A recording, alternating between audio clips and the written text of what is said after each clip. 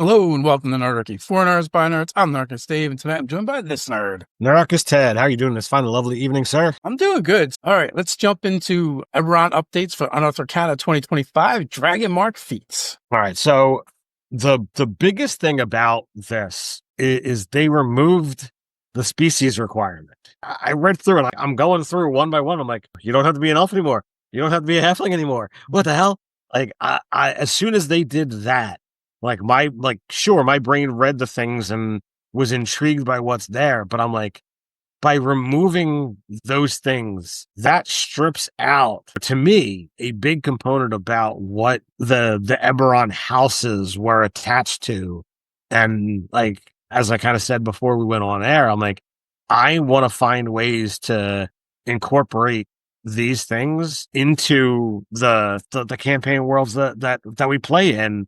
Because to me, the last caveat of making it solely Eberron was just removed. Yeah, I don't think they should have did that. And they're like breaking our necks to homogenize everything so much. Where it's like, look, as players and GMs, we know we can break the rules from time to time and change things up. So like, if a player comes up with a story and they're a GM, they can discuss it, and maybe they can have access to something they wouldn't normally have access to. Right? It won't break the game. It'd be some cool story elements. But again, like with each iteration of 5e, it does feel like in some ways they want to take as much power from the GM and put it in the player's hands and give them control of the world. It's like eventually they don't even want you to have a GM there.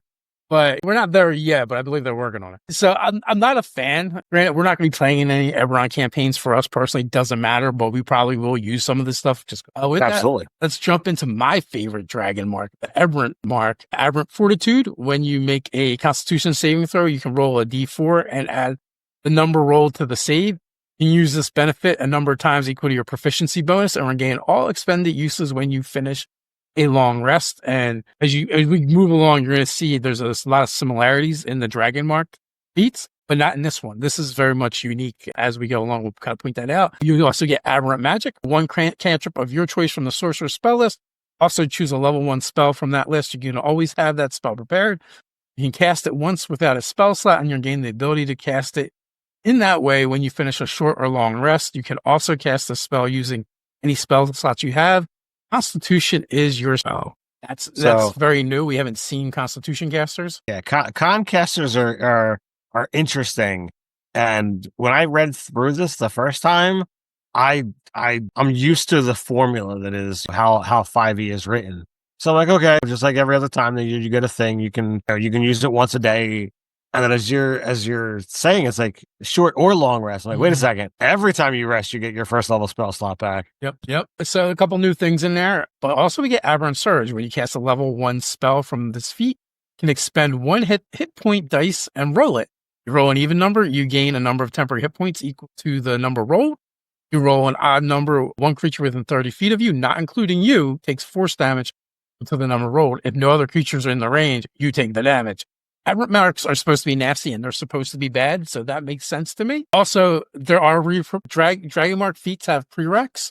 Must be an Eberron campaign. So if you're not playing Eberron, you cannot use these. Wizards of the Coast will show up. Jeremy Crawford kicks in your door, rips off his shirt, and tells you no. And you can't have another Dragonmark feat. So it's kind of weird. Like, there are prereqs, just not the ones that used to be there. Right. So the next one up is the Mark of Detection, and all of the feats all of these beginner feats, that same caveat. And these say Dragonmark feats, but they don't say, what was the term? Starter feat, general feats, or whatever it was. But in the 2024 handbook, you had feats that you could take at first level.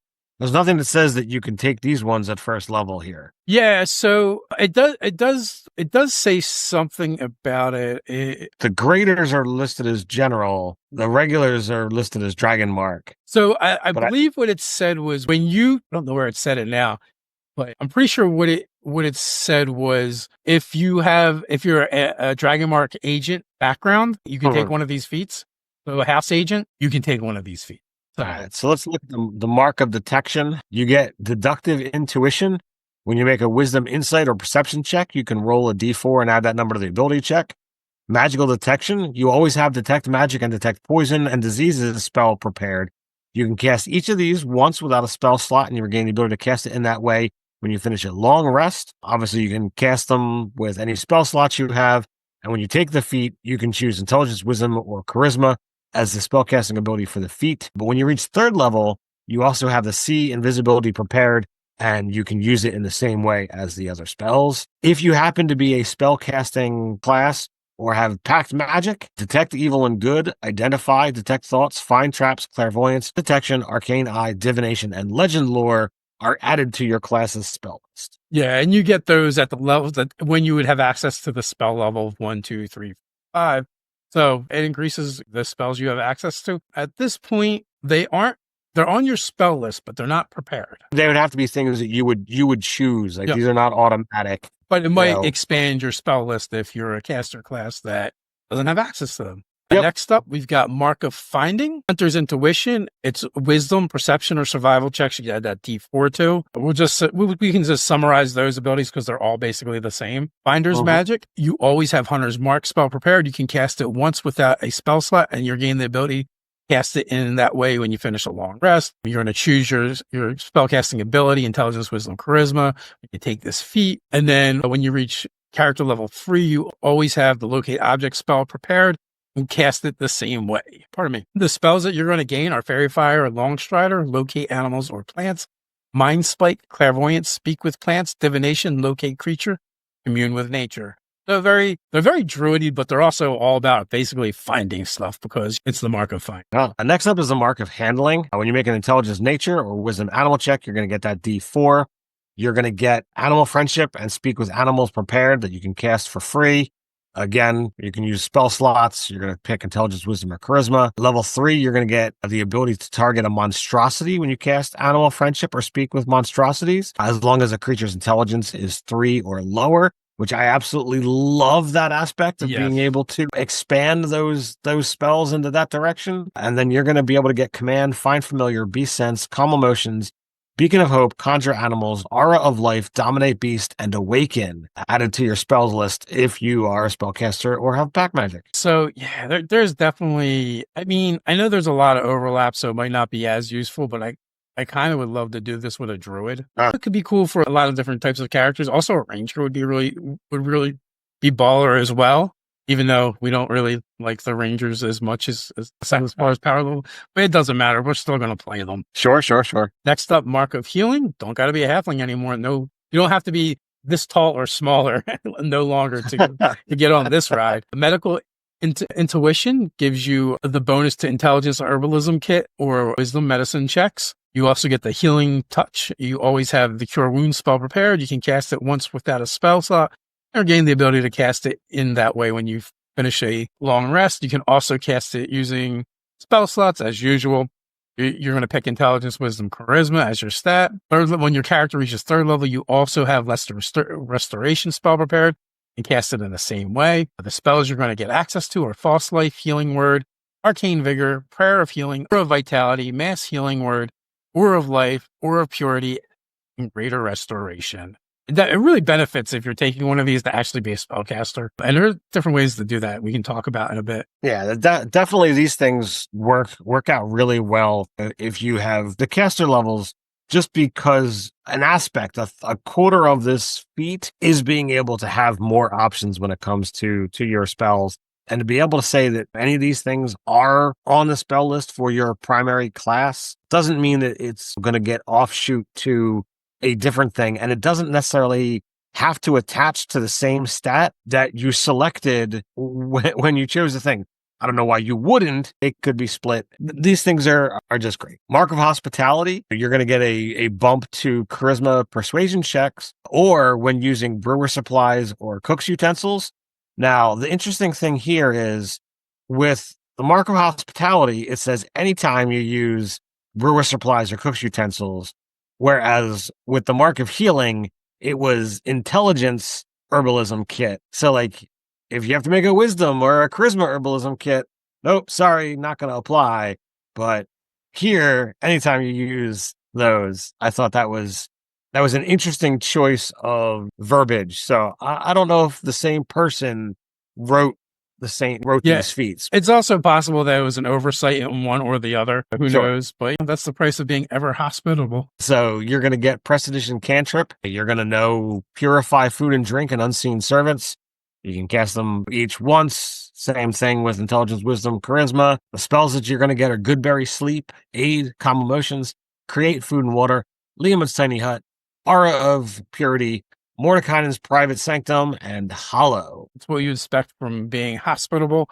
And it's kind of like cool if you wanted to add in healing and protection type stuff. They're all like the convenience travel spells, basically. I find it amusing that there's all of these things, and at first level, sleep is the most aggressive spell that is on this list. Well, yeah, in order to get some rest, sometimes you gotta impose your will upon them and make them rest. Mark of Making, we get Artisan's Intuition, and that's when you make Intelligence Arcana checks or ability check using Artisan tools. You get that die 4. Spellsmith for the Mending Cantrip, you always have the magic weapon spell prepared. You can cast it once without a spell slot, and you're getting the ability to cast it that way when you finish a long rest, like everything else. Pick your spell casting ability. Spells of the Mark. You're going to get Identify, Tensor's Floating Disc, Continual Flame, Spiritual Weapon, Conjure Barrage, Elemental Weapon, Fabricate, Stone Shape, and those are all phenomenal. And anyone who is really into creating things, like say like Forge Domain Clerics or that kind of stuff, like this would be like, boom, right up your alley. These are all absolutely fabulous choice spells. I was definitely looking at this as like, yeah, I'd love some of this. Mark of Passage. Here we see a little bit of a change. Courier Speed. You gain, your speed increases by 5 feet. You're still going to get that skill bump of a D4 to Strength Athletics or Dexterity Acrobatics. You're going to get the Misty Step spell prepared, and you can cast it once without expending a spell slot. Again, you're going to choose Intelligence, Wisdom, or Charisma. So you're not getting that third level bump of another spell, but you are getting Misty Step, which is nice.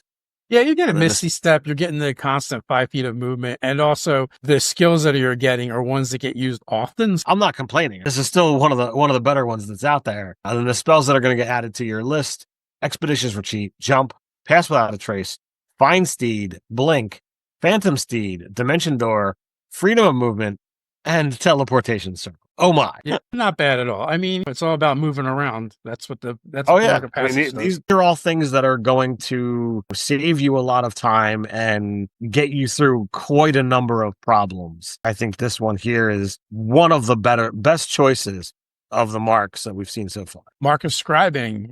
If the scribe, when you make an intelligence history check or ability checks using calligraphy supplies, you get that bonus to the roll of die 4. Scribe's Insight, the message cantrip, and you always have comprehend languages prepared.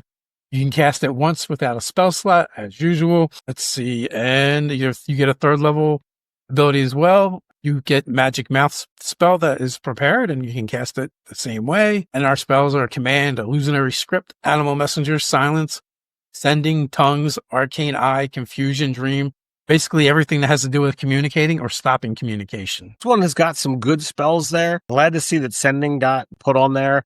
I would have loved to see this one be slightly different and say, like, instead of at level 3 getting Magic Mouth, that when you get to level 5, you get a free Sending. Critical Role is really great at using Sending to do fun things. I'm progressing through, getting closer and closer to the end of Campaign 3. So like after hundreds of hours of watching Critical Role, the amount of castings of Sending that I've witnessed is just astronomical. So much so that, spoiler alert, there was a problem that they did something in game and Sending wasn't working, because I think he wanted to just like, all right, enough of this communicating all over the place. Now, this is just my speculations on it, but I think it was like, all right, you guys are using this spell way too often. Next up, Mark of the Sentinel. All right, so you gain Sentinel's Intuition. This is Wisdom, Insight, or Perception. He's going to get that die 4 bump. You're always going to have the Shield spell prepared, and you can cast it once for free. As the others, Vigilant Guardian. When a creature you can see within 5 feet of you is hit by an attack, you can take a reaction to swap places with that creature. You are hit by the attack instead. Once you use this feature, you can't do so again until you finish a long rest. The only thing I would say is, like, why is that once per long rest, that ability? Like, I mean, one, right? Say you're protecting someone with a worse armor class than you. You're going to get hit by shots that would not normally even hit you. And like someone is still taking the damage. Yes. So, once a day is a bit rough for what you're getting. Sure. I would allow that either a number of times equal to your proficiency modifier or once per ability modifier based on what you chose as your spellcasting modifier, or screw it. Do it as often as you want. You only get that reaction. It's you can only do it once per round because it's dependent on your reaction. Correct. To me, I don't really see the need to hamper them. Eliminate. Sure. The spells you're going to get are Compel Duel, Shield of Faith, Warding Bond, Zone of Truth, Counterspell, Protection from Energy, Death Ward, Guardian of Faith, and Bigby's Hand. When I read through this, I really felt like I don't know much about the character that my son is playing in the kids game, but like I feel like this very much would fit his character. He took Magic Initiate just to get Shield, and I feel like Mark of Sentinel would probably be a better fit for him. Also, a better way to get the shield spell. And ironically, the character's name is Guardian, and it's Guardian Shield. So I'm like, all right, this is kind of just amusing. Well, yeah, these are bodyguards. Essentially, that's what they do. And yeah, so and everything is geared towards that. So well, he's playing a Warforged Paladin, Oath of Glory. So I feel like this really fits his character far better than that. Yeah, I mean, and he can take it as long as he doesn't have any other Dragonmark feats, and he's playing an Eberron. He's good. Well, he's not playing an Eberron. Next up, Marcus Shadow. Cunning intuition, dexterity, stealth, and charisma performance checks is where you get your D4 bonus. Shape shadows, you get minor illusion cantrip. You also have the invisibility spell prepared. Get a free use of that. Pick your stat. Then you get your mark spells, which are disguise self, silent image, darkness, pass without trace, clairvoyance, major image, greater invisibility, hallucinatory terrain, and mislead. And the Mark of Shadow is all about, they generally work as performers, but they're also spies and assassins as well. If you aren't familiar with the Eberron setting, like this one might be a little bit harder to see. It's like, wait a second, stealth and performance, that doesn't make sense. But once you understand a little bit more of like what this house is about, it's like, ooh, this is really nice. And their spell selection is really, really good at being able to do the things that they're supposed to be able to do. So I really dig it. Mark of Storm. This is one that I wish that my storm-based character could have this. You're going to get Dexterity Acrobatics check or Navigator's Tools to get your D4 bump.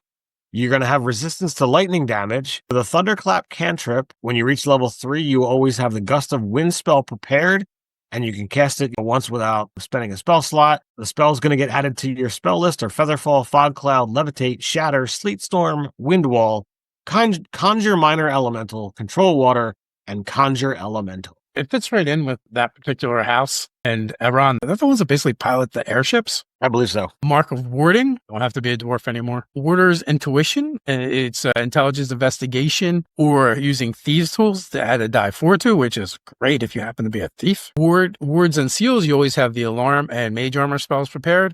You can cast each spell once without a spell slot, as usual. And then at 3rd level, you always have the Arcane Lock spell prepared and cast it the same way. I mean, the nice thing about having armor prepared and the free casting is you generally only need to ever cast Mage Armor once. So it's not bad. And again, if you're playing a rogue character, +3 to your armor class, that's better than any armor you can wear. And you actually don't have to wear armor. So to me, that's a pretty good get. And then the spells that you're going to get, Armor of Agathis, Sanctuary, Knock, Nistil's Magic Aura, Glyph of Warding, Magic Circle, Lehman's Secret Chest, Mordenkainen's Faithful Hound, Anti-Life Shell, and also the Mark of Warding. These guys are all about protecting an area. Oftentimes they're the bankers in Eberron. And their vaults are supposed to be the hardest to get into. That's kind of nice. So we have general feats now. All right. So these ones here are kind of boosting all of the previous Dragonmark feats.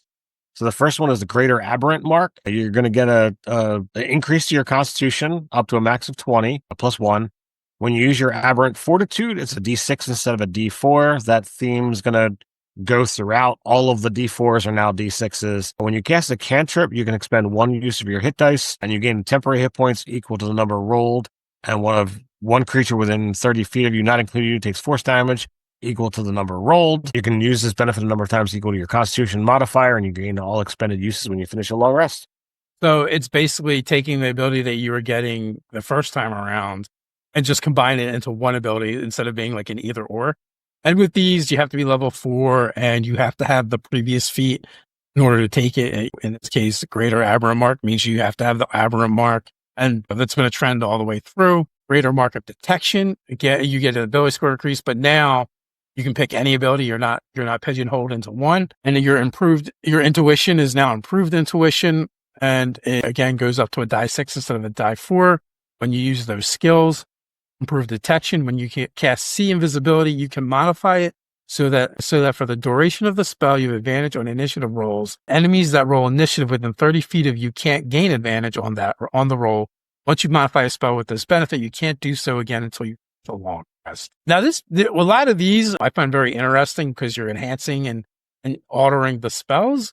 I don't necessarily agree with the like one time per long rest on all of them, depending on what they are. And some of them are a little weird, but all in all, I like the idea of it. Yes. So all of them have this concept of they're a half feat, so you're going to get a bump by +1. All of the skills that were getting a D4 now get the D6, and you're augmenting what they consider the core spell of the previous. So for your Greater Mark of Handling, your Greater Mark of Finding, it's Hunter's Mark, and you can modify it so the target can't benefit from the invisible condition for the duration of the spell. So like, all right, I Hunter's Mark you, and now you can't be invisible no matter what. It's like pretty potent, but as Dave says, you can only do it once. And I'm like, why? Like, so here's one of the things though, like you can upcast Hunter's Mark and it'll last like 8 hours. So once you put it on someone, like in this case, it doesn't matter as much, but it is an incentive to upcast that particular spell. So yeah, Greater Mark of Handling. This one might be my favorite if I'm thinking of the right thing. I could be wrong too.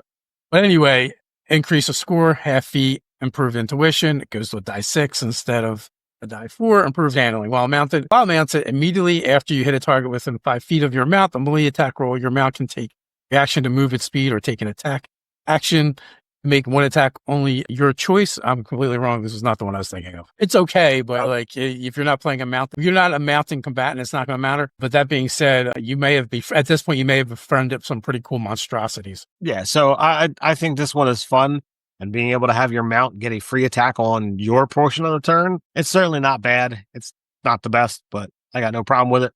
Greater Mark of Healing, half feat, bump the D4 to a D6. When you cast Cure Wounds and roll dice to determine the number of hit points restored, you can treat any 1 or 2 as a result of 3. I'm pretty happy with that one. Yeah, I mean, played killers rolling ones. It's less interesting and fun than some of the other stuff, but mathematically, it works out really well. A Greater Mark of Hospitality, Inspired Hospitality. When you cast Purify Food and Drink, you can modify the spell so that each creature of your choice within 30 feet of you is magically refreshed. Each affected creature's exhaustion level is reduced by 1, and the creature gains temporary hit points equal to your proficiency bonus plus your intelligence, charisma, or wisdom modifier, whatever you chose. You can modify the spell once. Temporary hit points, great. Removing exhaustion to a bunch of creatures is amazing, but it doesn't come up that much. Right. Well, I think with the new things of exhaustion, I'm guessing there's going to be more things in the monster manual that deal with exhaustion, but I haven't gone through all the monsters, in the new write-ups yet. So, all right. Greater Mark of Making. So again, half feat, bump the D4, improved making. When you cast Magic Weapon, you can modify the spell so that the first time you attack with a weapon on each of your turns, you can transfer some or all of the weapon's bonus to your armor class. For example, if the bonus is +2, you can reduce the bonus to your attack rolls and damage rolls to +1 and gain a +1 bonus to your armor class. The adjusted bonus remains in effect until the start of your next turn, although you must hold the weapon to gain a bonus to AC. Once you modify the spell, you can't do so again until you finish a long rest. This one, I would be like, dude, anytime you cast Magic Weapon, it's a defender. You choose. Do what you want. Yeah, it is. That one's kind of weak. I'm not really a fan of that one. Next up, Greater Mark of Passage. Half feat, die 4 to a die 6. Inspired Passage. When you cast Misty Step, you can modify the spell so that you can bring one creature with you, you're touching with you. That creature teleports to an unoccupied space of your choice within 5 feet of your destination space. Once you modify the spell, blah, blah, blah. Right? So, I mean, Misty Step, you get twice the teleports for one cast at one time. Greater Mark Ascending. Inspired Scribing. When you cast Comprehend Languages, you can modify the spell to cause a sigil to appear in the air above a creature you can see within 30 feet of yourself. which lasts for the duration of the spell. While the sigil persists, your enemies within 30 feet of the creature must spend 2 feet of movement for every one they move closer to that creature. The sigil disappears if the creature makes an attack roll, casts a spell, or deals damage. I kind of have a problem with this one. Me too. Comprehend languages I see as an out of combat spell. So why the hell am I comprehend languages in combat to stop people from getting closer to the person standing next to me? At least so okay, one, it is actually good, but two, it is fucking dumb, right? Like, who is like there are certain circumstances where maybe you need to comprehend languages. Again, it's not like it's tongues, right? Where in theory you're trying to negotiate and talk and things might go sour. You're reading with comprehend languages, right? So it is fucking weird, but the ability is good. So now people are going to just randomly cast comprehend languages to slow to slow monsters next to one of your allies or whatever. So this should absolutely just be stop keeping the formula. Be like, as a magic action, you can scribe a sigil that appears above an ally's head, and it causes this. It's the same damn thing, but why do you have to have it linked to your comprehend languages? That one in market making, hopefully they get fixed. Greater Mark of Sentinel, half feet, die 4 goes to die 6. Improved Sentinel, when you cast shield, you can modify the spell so that it magically marks a creature you can see within 30 feet of you until the end of its next turn. While marked, that target spends 2 feet of movement for 1 foot they move away from you. So basically, if they ain't coming at me, bro, then they're going to be really slow coming at you. Right. So it keeps them hopefully locked next to you. I imagine it'd be absolutely amusing to link this up with somebody who's got some ability to trip their opponents, either with your weapon masteries or some other way, but they're not going to get away once you wind up. So the inspired scribing person cast comprehend languages and mark you with this, and then you use shield, then no matter what they do, whether they move towards you or away from you, they just move half speed. That would be pretty funny. Or just have those two guys stand next to each other. Yeah, that's true. Greater Mark of Shadow. Improve Shadow. When you cast invisibility on yourself, you can modify the spell to also affect one willing creature within 5 feet. The invisible condition ends immediately for an affected creature after it makes an attack roll, deals damage, or casts a spell. It's good to be able to get twice the effect out of it. Yeah, there's not much more to say about that. 2 invisibilities for the cost of 1.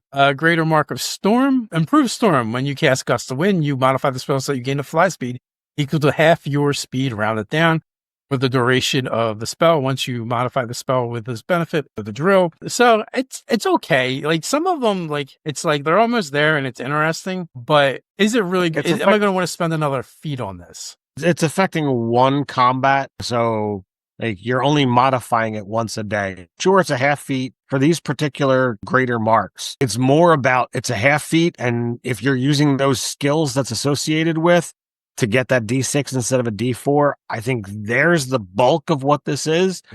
But the greatest verbiage is in, this thing that you can do once a day is a little bit better. So I think, like, while we're talking about it, it is more about the improved aspect, but I think the D6 is where your bread and butter is. Your last greater mark of warding, improved warding. When you cast mage armor on yourself, you can modify it so it also affects one willing creature you can see within 30 feet once you modify blah, blah, blah. So 2 mage armors for the price of 1. Okay. I don't know many characters who don't have access to a mage armor if they don't already have some kind of armor class calculating thing. Yeah, you just like want to get a familiar or a cat or something just so you can mage armor. Sure. I'll use it. Potent Dragonmark. We're going to break things up a little bit because now it's a half feat. Your ability score increases the spellcasting ability score used by your Dragonmark, and anybody with a Dragonmark can take this. You're also a Dragonmark preparation. You always have the spells on your Dragonmark Feats spells of the marked list, if any, prepared, which is also very good. So they're not just spells you can choose now, you just have them. As a matter of fact, I almost feel like, especially if you're a caster, taking this before a greater mark would probably be beneficial. Dragonmark spellcasting. You have 1 spell slot to cast the spells granted by your Dragonmark feat. The spell slot is 1/2 your level rounded up to a maximum of level 5.